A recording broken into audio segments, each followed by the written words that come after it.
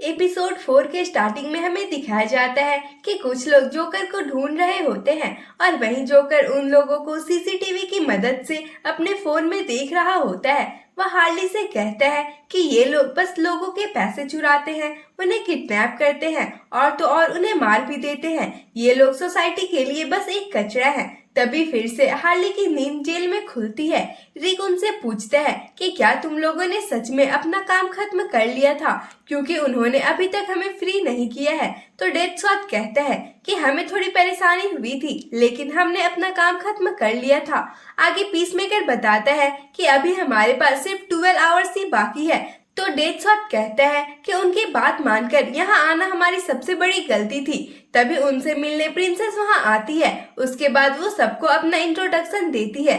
तो प्रिंसेस को सामने देखकर क्लेमैन उसकी तारीफ करते हुए उससे फ्लर्ट करने लगता है। तो डेथशॉट उसे सामने से हटाता है और कहता है कि वो लोग हमें कब बाहर निकाल रहे हैं। इस पर फियोना माफी मांगते हुए कहती है कि मुझे नहीं पता है, आप लोगों ने फोर्ट को वापस लेने में बहुत मदद की है, तो हमें आपको अच्छे से ट्रीट करना चाहिए था। फिर वह हार्ली को देखती है तो हार्ली कहती है कि मैं देख रही हूँ कि तुम कल से मुझ पर नजर रख रही हो, क्या तुम्हें कुछ बोलना है। तो फियोना कुछ बोलना तो चाह रही थी, लेकिन वह कुछ भी नहीं बोल पाती है। तो हार्ली गुस्से में उसे यहाँ से चले जाने के लिए कहती है। पीसमेकर पूछता है कि तुम इतना गुस्सा कब से करने लग गई हो। तो वह कहती है कि इस डरपोक लिटिल प्रिंसेस का इस तरह से मुझे देखना अजीब सा लगता है। वह दूसरों की परवाह करती है, लेकिन अपने मन की बात भी नहीं कह पाती है। तभी वहाँ सीसल आ जाता है और प्रिंसेस को वहाँ देखकर कहता है कि आपको बिना गार्ड्स के यहाँ नहीं आना चाहिए था। साथ ही साथ वो सुसाइड स्क्वाड को बताता है कि क्वीन ने तुम सभी को बुलाया है। और यहाँ सीन शिफ्ट होता है और हमें प्रिंसेस का बचपन दिखाया जाता है, जब वो अपने विलेज के फ्रेंड्स के साथ खेलने के लिए गई हुई थी। वे सभी एक घर के ऊपर चढ़कर सुंदर सा व्यू एंजॉय कर रहे थे। तो उनमें से एक फियोना से पूछता है कि तुम्हारा महल तो इससे भी ऊंचा होगा ना। फियोना कहती है हाँ थोड़ी सी, पर मुझे वहां से इतनी अच्छी व्यू दिखाई नहीं देती है। फिर वो थोड़ी और बातें करते हैं। तभी सीसेल फियोना को ढूंढते ढूंढते वहां आ जाता है। फियोना की फ्रेंड पूछती है कि वार कब खत्म होगा। तो वह कहती है कि मुझे नहीं पता है, अभी तक वार चल ही रहा है। उसके बाद नेक्स्ट सीन में ही क्वीन फियोना को बाहर जाकर खेलने पर डांट रही होती है। तो फियोना सीसेल की तरफ देखती है।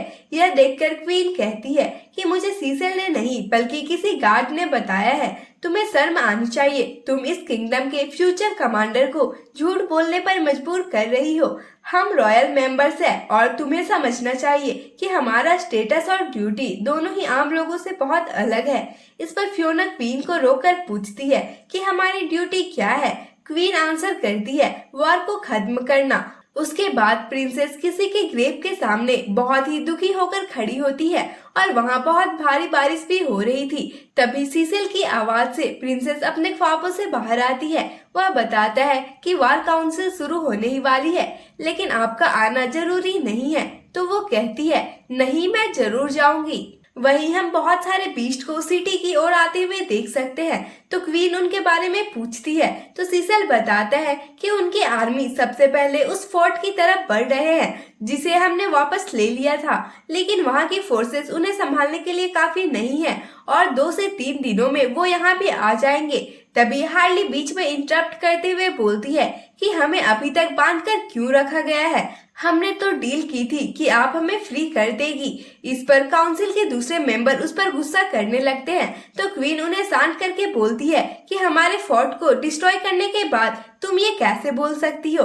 फिर वो रिक से कहती है कि तुम्हें उनके सीनियर ऑफिसर्स के बारे में कुछ पता है, आखिर उनका कमांडर कौन है और वो अपने ट्रूप्स पर कंट्रोल कैसे रखते हैं। तो रिक कहता है कि उससे पहले क्या आप बता सकती हैं कि ये वॉर शुरू कैसे हुई थी। तो सीसेल उन्हें बताता है कि हमारा किंगडम इंपीरियल फोर्सेस के अगेंस्ट फाइट कर रहा था और ये फाइट काफी सालों से चल रही थी, लेकिन अचानक से 6 महीने पहले से वे हमें हराने लगे और धीरे धीरे हमारे किंगडम पर कब्जा जमाते गए और उनके साइड से लड़ने वाले सारे एल्फ्स और बीस्टमैन हमारे किंगडम से ही बिलोंग करते थे। तो डेथवर्थ कहता है कि ये तो होना ही था, आखिर हम देख सकते हैं कि तुम अपने हीरोज के साथ कैसे ट्रीट करते हो। तभी रिक कहता है कि जरूर रैट कैचर के कारण ही वो बीस्टमैन तुम लोगों से लड़े होंगे। तो वो पूछते हैं कि रैट कैचर कौन है। रिक बताता है कि रैट कैचर ही उनके आर्मी को लीड कर रहा है। हमारे वर्ल्ड में वो किसी भी चूहे से कम्युनिकेट कर सकता था, जरूर इस वर्ल्ड में भी वो बीस्टमैन से कम्युनिकेट कर पा रहा होगा। क्वीन पूछती है कि उनकी आर्मी को कैसे रोका जा सकता है, तो रिक कहता है कि मैं उस रैट कैचर को मार दूंगा। तो डेथशॉट कहता है कि तुम उसका सर उड़ा क्यों नहीं देते हो, आखिर मुझे लगता है कि तुम लोगों ने उसके गर्दन में भी बॉम्ब लगाया होगा। फिर रिक बताता है कि न जाने कैसे मगर उसके बॉम्ब डिफ्यूज हो चुकी है और शायद इसलिए डायरेक्टर अमांदा ने तुम लोगों के बॉम्ब में काउंटडाउन लगाया है। तभी हार्ली क्रेजी हरकतें करते हुए कहती है कि रैट्स को मारने की ट्रिक मैं कैसे भूल सकती हूँ, आखिर पुडिन ने मुझे यह बताया था। बाय द वे पुडिन हार्ली अपने लव यानी जोकर को बोलती है। हार्ली की हरकतों पर क्लेमैन उसे कहता है कि क्या तुमने पी रखी है, तो हार्ली कहती है एक्सक्यूज मी, मैं बस अपने पुडिन की बातों को याद कर रही थी। देन रिक डेथशॉट से उनसे निपटने का कोई रास्ता पूछता है, तो डेथशॉट और पीसमेकर बताते हैं कि हमें सिर्फ उनके आर्मी से ही नहीं बल्कि रैट कैचर से भी डील करनी होगी और उसके लिए हमारे पास पर्याप्त आर्मी भी नहीं है। तो रिक क्वीन से कुछ आर्मीज मांगता है और साथ ही कहता है कि अगर इस बार हमने उनके आर्मी को रोक दिया तो आपके प्रॉमिस के अनुसार हमें फ्री करना होगा। इतना सुनकर सभी रॉयल मेंबर उन्हें फ्री करने का विरोध करने लगते हैं। तभी प्रिंसेस क्वीन से कहती है कि हमें उन पर ट्रस्ट करना चाहिए, तो रॉयल मेंबर्स प्रिंसेस को इन सब मामलों से दूर रहने के लिए कहते हैं। वहीं सीसेल कहता है कि अभी हमारे पास बहुत कम आर्मी है जो कि उनसे लड़ने के लिए काफी नहीं है। तभी हार्ली कहती है कि मुझे लगता है कि हमारे पास एक पूरी टीम है जो हमारा साथ दे सकती है। अगले ही सीन में सभी फाइट की तैयारी कर रहे होते हैं। तभी वहाँ कैदियों के पूरे ग्रुप को लाया जाता है। हार्ली उनसे पूछती है कि तुम्हें इतनी देर क्यों हो गई। इस पर ऑर्क कहता है कि मुझे नहीं लगा था कि कोई इंसान मुझे ऑर्डर दे सकता है, और हार्ली से च्युइंगम लेकर खाते हुए पूछता है कि फाइट कहाँ होने वाली है। हार्ली फिंगर पॉइंट करते हुए बताती है कि हमारे लोग अभी भी उसकी तैयारी कर रहे हैं, तो तुम उनकी मदद कर सकते हो। फिर वह ड्रम के ऊपर चढ़कर बाकी सबको हेलो बोलती है। आगे वह कहती है कि अगर तुम लोग फ्री होना चाहते हो तो काम को अच्छे से कंप्लीट करो, वरना फिर से तुम्हें वहीं जाना होगा। तो सभी उसकी बातों पर एग्री करते हैं। वहीं नानाऊ बस खाते ही जा रहा था, तो रिक उसे खाने से मना करता है, फिर भी वह रुकता नहीं है। तभी उसके पास सीसेल आकर पूछता है कि तुम एक सोल्जर हो, लेकिन वो लोग मुझे क्रिमिनल लगते हैं, क्या तुम्हें उनके साथ काम करने में परेशानी नहीं होती है। इस पर रिक चिल्लाते हुए कहता है कि क्या मैं तुम्हें उनके साथ काम करके खुश लग रहा हूँ। उसके बाद रात में सभी कैंप में आराम कर रहे होते हैं। तभी क्लेमैन वहाँ अपना काम खत्म करके आ जाता है और फिर रिक उन्हें प्लान समझाता है। देन सीसेल पूछता है कि डेथशॉट कहाँ है, तो वो बताते हैं कि वो वॉच टावर से उन पर नजर रखे हुए है। फिर क्लेमैन सीसेल से पूछता है कि फियोना कैसी है, तुम उसके सबसे क्लोज हो ना। फिर सीसेल बताता है कि वो बहुत ही काइंड हार्टेड है और सबकी बहुत ज्यादा परवाह करती है। तो हार्ली उसका मजाक बनाते हुए कहती है कि एक्चुअली वह किसी की परवाह नहीं करती है, वो तो एक डरपोक लूजर है। तो सीसेल उस पर गुस्सा करने लगता है। देन सीन शिफ्ट होता है और पूरी आर्मी फाइट के लिए तैयार थी। साथ ही रैट कैचर भी अपने आर्मी के साथ वहाँ पहुँच गया था। वहीं सीसेल कहता है कि मैं जाकर आर्मी को लीड करता हूँ और तुम लोग ऑर्क्स को ऑर्डर दोगे।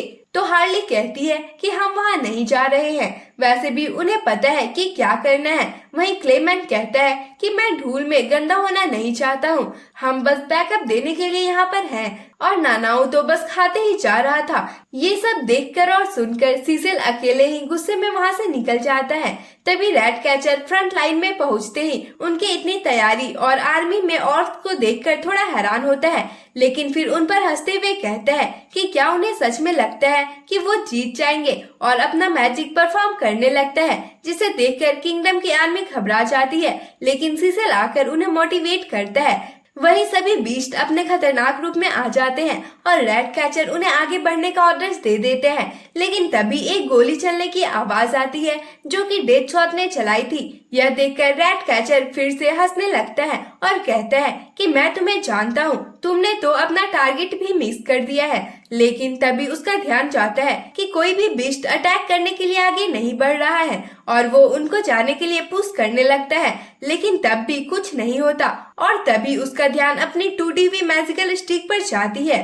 जिसे देखकर तो उसकी हालत ही खराब हो जाती है। वहीं सीन पास्ट में शिफ्ट होता है, जब डेथशॉट अपने स्क्वाड को बता रहा होता है कि मैंने नोटिस किया है कि रैट कैचर के पास बीस्ट को कंट्रोल करने का पावर नहीं है। इसके लिए वह अपने मैजिकल स्टिक का यूज करता है और इसलिए जैसे ही वह अपने स्टिक को बाहर निकालेगा हम उसे ही टारगेट करेंगे।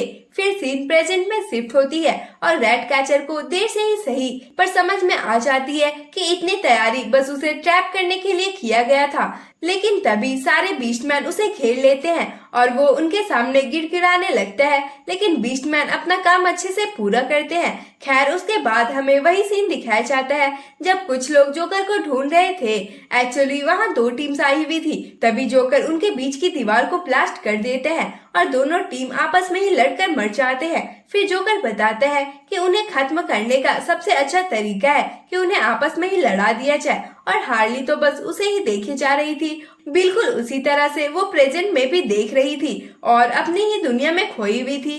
तभी वहाँ डेडशॉट अपना काम खत्म करके आ जाता है तो हार्ली उसकी तारीफ करती है। वहीं बीस्टमैन अपने होश में आने पर सोचते हैं कि हम यहाँ क्या कर रहे हैं। तभी उनकी नजर सामने की आर्मी पर जाती है। सीसल को भी वहाँ की हालत कुछ समझ में नहीं आ रही थी। तभी सुसाइड स्क्वाड वहाँ आकर कहती है कि डील के अनुसार हमारा काम खत्म हो गया है, तो अब हम चलते हैं। सीसल उनसे पूछता है कि तुम लोगों ने क्या किया है, तो वो कहते हैं कि इससे तुम्हें कोई लेना देना नहीं है। तभी सीसल के पास एक सोल्जर आता है और कहता है कि वो सरेंडर करना चाहते हैं, हमें क्या करना चाहिए। तो सीसल कहता है कि हमें एक्सेप्ट कर लेना चाहिए। फिर सुसाइड स्क्वाड गेट की तरफ बढ़ जाती है। सभी रॉयल मेंबर्स भी इस चीज को देखकर कंफ्यूज थे। तभी उन्हें भी सैनिकों के द्वारा इन्फॉर्म कर दिया जाता है कि हम वार जीत चुके हैं। यह सुनकर प्रिंसेस एक्साइटेड होकर क्वीन से कहती है कि उन लोगों ने अपना प्रॉमिस पूरा कर लिया है मॉम। लेकिन फिर क्वीन का रिएक्शन देखकर सोच में पड़ जाती है। तो यहीं पर इस पार्ट की एंडिंग हो जाती है। तो मिलते हैं इसके नेक्स्ट पार्ट में, तब तक के लिए bye bye, tata and thanks for watching.